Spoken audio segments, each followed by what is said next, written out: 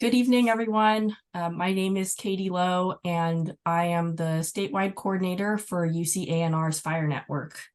But in addition to being a network coordinator, I'm also a fire ecologist, and I research the impacts of fuel reduction treatments like prescribed fire, thinning, and targeted grazing, and forest ecosystems, particularly in the Sierra Nevada region, which is where I think the field tour component of the workshop will take place. I'm also a cooperative extension person, as I mentioned. I'm based out of the Placer County Cooperative Extension Office in Auburn. So if you're ever in the area, feel free to come by and say hi.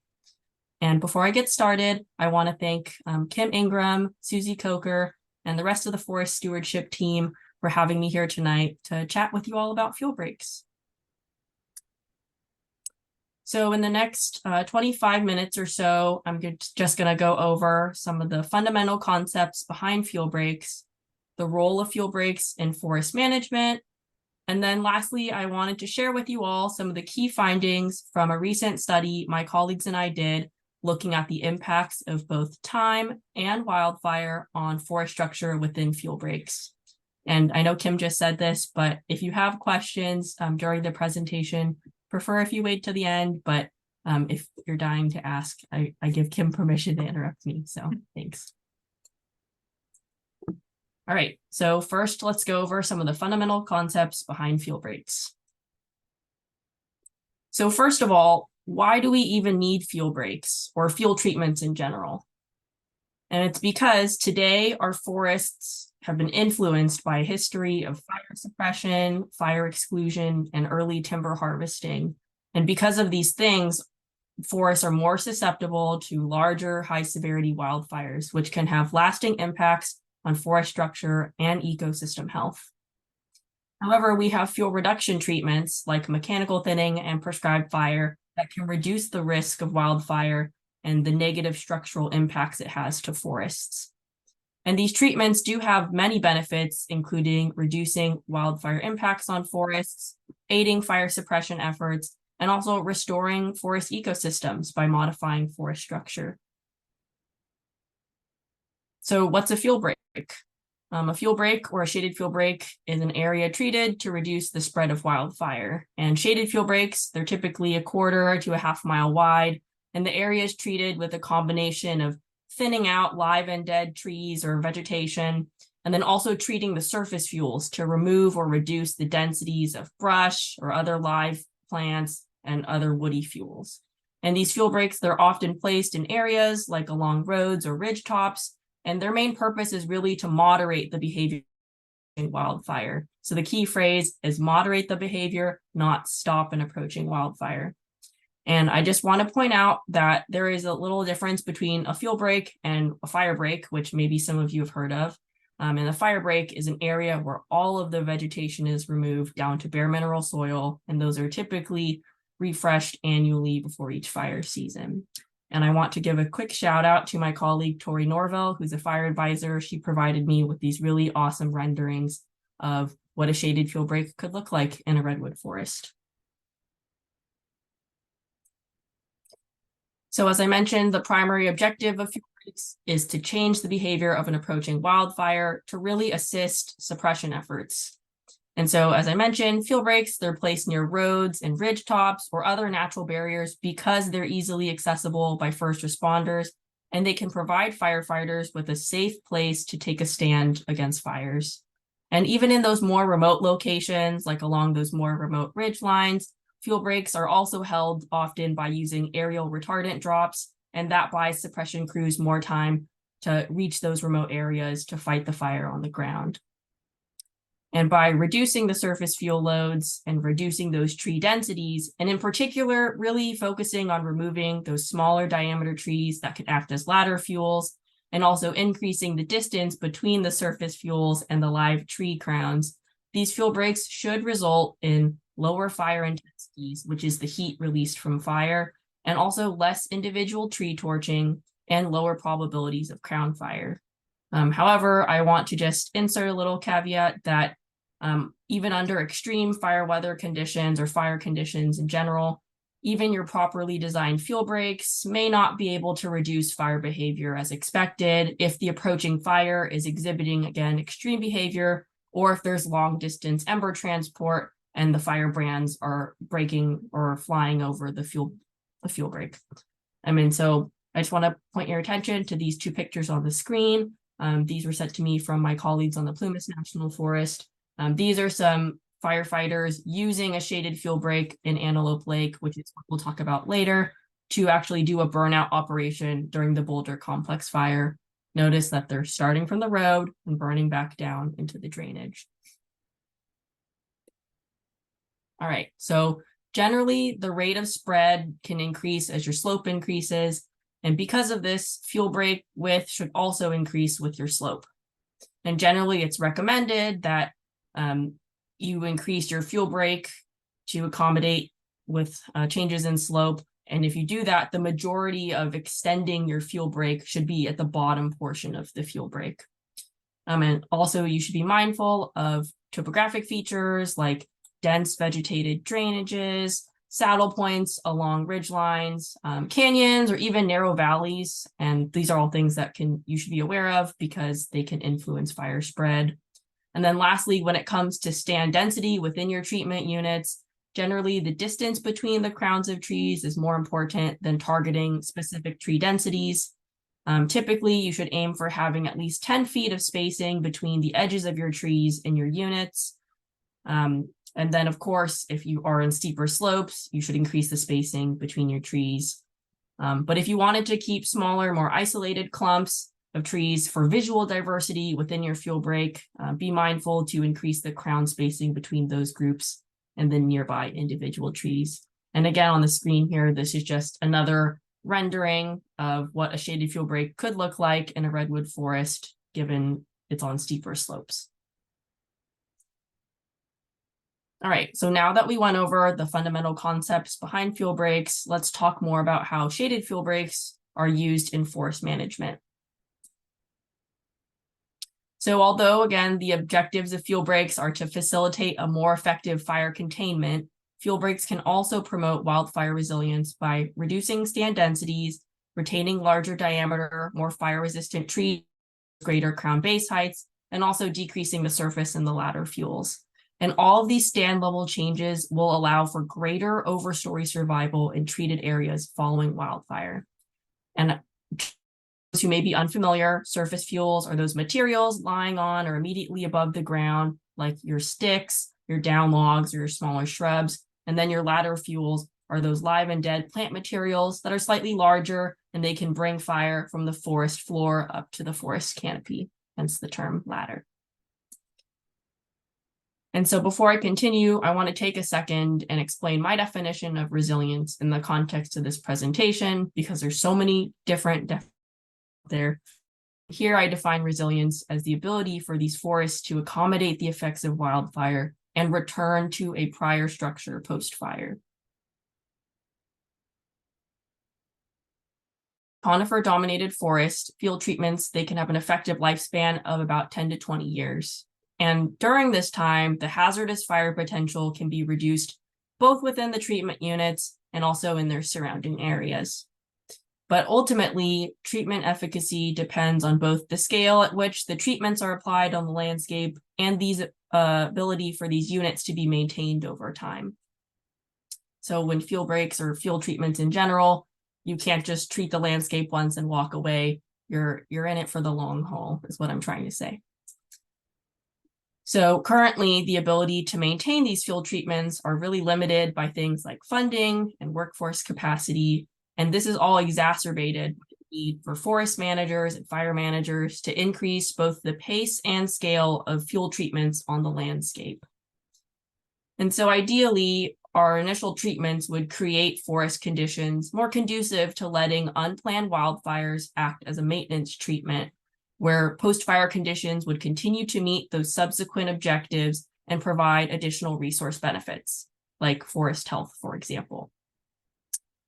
However, the current studies that detail the effects of treatments on forest structure and treatment efficacy are based either on shorter study periods or on modeled wildfire projections alone. And so this is why it's important to assess the non-modeled information about the longer-term influences of actual wildfire on fuel treatment structure and effectiveness. So we can provide land managers who are tasked with increasing the pace and scale of fuel treatments with valuable information regarding the long-term efficacy of treatments and also the trade-offs for managing for multiple objectives. Okay, so now I want to share with you some of the outcomes from a recent study that I worked on with Ryan Tompkins, who's a cooperative extension forestry advisor in the Northern Sierra, some folks on the Plumas National Forest, and researchers at UC Berkeley. So as I mentioned before, there's not a lot of robust empirical evidence out there assessing treatment performance in different ecosystems or how wildfire impacts treatment efficacy in the future. And so we decided to tackle these research questions in this specific project.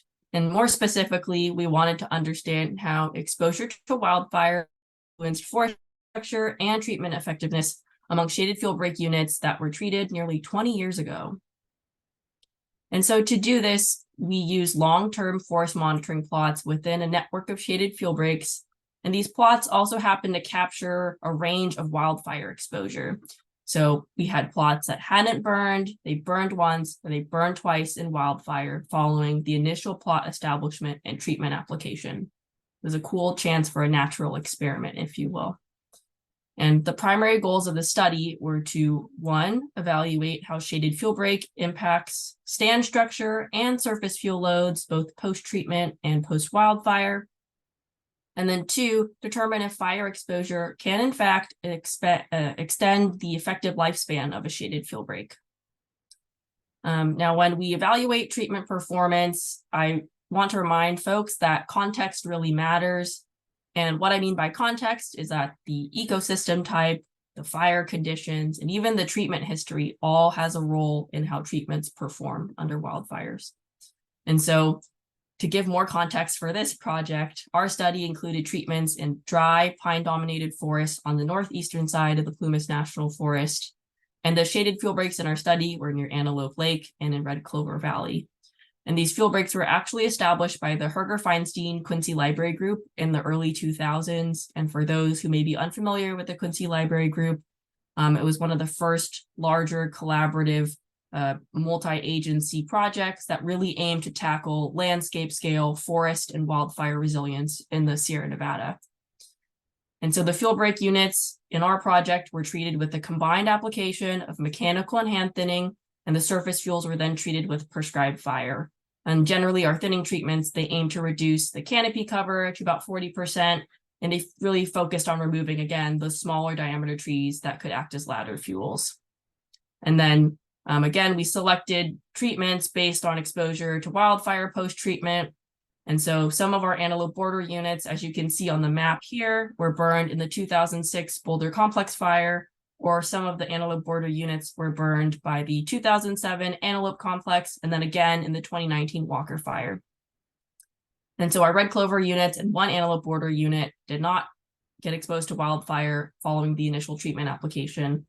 And I will say that our plots did burn at an average of low to moderate severity. So we found that treatments initially decreased the basal area by an average of 35%, and they increased the size of trees on average by 32%. And for those who may be unfamiliar, basal area is just a common metric foresters use to describe the cross-sectional area of a tree. So basically, the initial thinning treatments, they reduce the total area trees occupied in the treatment units while simultaneously removing the smaller trees and leaving the larger diameter ones, which is why the average tree size also increased so much in the 1 year post-treatment measurements. But I want to point out what's neat is that we found that live basal area and live average tree size continue to increase between the 1 year post-treatment and the 20-year post-treatment measurements. And I want to remind folks that during this period, half of our plots experienced 1 or 2 wildfires. And so speaking of fire, we found that wildfire had a greater effect on surface and ground fuels in our project. And we found that Units that burned once had about 9% less large woody debris than unburned plots, and units that burned twice had about 70% less large woody debris than unburned plots. And then our plots that burned at low severity had 46% less fine fuel and 76% less stuff than unburned plots, while our plots that burned at an average of moderate severity had about 26% less fine fuel and 77% less stuff than those unburned plots. And now I know I just threw a whole bunch of numbers at all of you, but the most important thing to keep in mind is that generally these results align with others that state that wildfires of low to moderate severity can maintain the lower fuel load that were initially created by the treatments. So treatments also successfully reduce the behavior in the near and long term. And to assess fire behavior, we calculated a metric called the probability of torching, or P-torch, and this is just an assessment of crown fire potential at the stand level. So our average P-torch estimates per plot per measurement year was about 39% pre-treatment, 2% 1 year post-treatment, and 4% 20 years post-treatment. And so although we didn't model fire behavior beyond 2021, I want to note that the average modeled fire behavior remained well below pre-treatment estimates 20 years later, as evident in this graph here on the screen. So how do our results relate to the bigger picture of fire management and wildfire and forest resilience? So overall, the treatments, which again were the combined application of structural thinning and prescribed fire, were not only able to alter forest structure and reduce fire risk in the near term, but they were also able to maintain their efficacy 20 years after the initial thinning treatments were implemented. And so here on the screen, I want to take a couple minutes to walk through this photo series because I do think it's really neat. So these are photos of the 3 different plots within fuel break units by measurement year and fire count. So measurement year are the columns and the rows are fire count. And so all the units that you see here, all the plots rather, were mechanically thinned and they had prescribed fire applied about a year after. And so you see the far left column are the units pre-treatment. The middle column is actually 5 years post-treatment, which actually captures stands. I don't know if you guys can see my mouse here. I hope you can. But this actually captures about 1 year or so after the 2006 Boulder Complex fire. And then this bottom center photo captures a 1 year post Antelope Complex fire. And then the far right column, 20 years post-treatment, which again, for the middle row, that's 15 years post Boulder fire. And then for the bottom row, that's 2 years post Walker fire. So I want folks to take a couple seconds and look at these 2 rows, the 1 wildfire and 2 wildfire rows. And I want you to look at how they fare over time and visually what's similar to you all and what's different. I'll give you a couple seconds to think about it. You can maybe type your answer in the chat. For me, what stands out visually is that there is a visual change in overstory and understory stand structure between the pre-treatment and the 5 year post. But then when you look from the 5 year to 20 year, there really isn't a lot of visual change in the overstory. And I think that's really neat. And as someone who has been to these plots and measured the fuels, I know it's a little hard to see, but I was surprised to find that in the 20 years after these treatments, there wasn't a lot of woody fuels on the ground either. And so I think our study underscores findings from other projects that treatments like these that not only modify the forest structure and they reduce forest density, but they also treat the surface fuels. They may last longer and be more useful from a fire management standpoint, especially when you compare them to fuel treatments that only treat surface fuels, which may require more frequent maintenance to be effective. And again, I want to reiterate that the structures and fuel conditions created by these initial treatments allowed these forests to persist through multiple unplanned wildfires. And the reburns of low to moderate severity wildfire enhance not only the longevity of these fuel treatments, but also the ecological resistance by continuing that trend of surface fuel reduction that the initial treatments established, and then forest resilience by maintaining those low density forests. So knowing that wildfire can be used to maintain existing treatments in these drier pine-dominated forests can really change the objectives of future treatment implementation and even facilitate the use of managed wildfire in the future. And I want to clarify that by change objectives, I mean that folks should continue to implement treatments to immediately reduce wildfire risk to their communities and valued assets because it's very important. But also, I think we should try and view treatments as a tool to reintroduce beneficial fire into an ecosystem in the long term so that wildfire can continue to maintain the structural conditions that the initial treatments restored. And so finally, I want to leave you all with a couple other takeaway points. The first one being, in the absence of wildfire, you will need to maintain your fuel breaks over time to make sure they continue to be effective. And again, your maintenance schedule will depend on your forest type, your treatment intensity, and other environmental factors. And you can use a number of tools in your toolbox to do this, including prescribed fire, thinning and pile burning, targeted grazing, or herbicide. However, that's all I'm going to say on the maintenance point because Scott and Heather are going to cover those topics more in a little bit. And lastly, I want to encourage you all to think more about land stewardship beyond your shaded fuel break. As I said earlier, many folks across the state, and maybe a few of you or many of you in the Zoom tonight, are putting shaded breaks around your community or properties to protect what you care about, which is important. Clearly, shaded fuel breaks can be a sound strategy for preserving forests and promoting fire resilience. But again, they're only about half a mile wide on average. And when you look at fire and forest management and the challenges that we're facing to really scale this up to the landscape level, to really achieve ambitious treatment targets, we're going to need to start treating the landscape beyond our fuel breaks.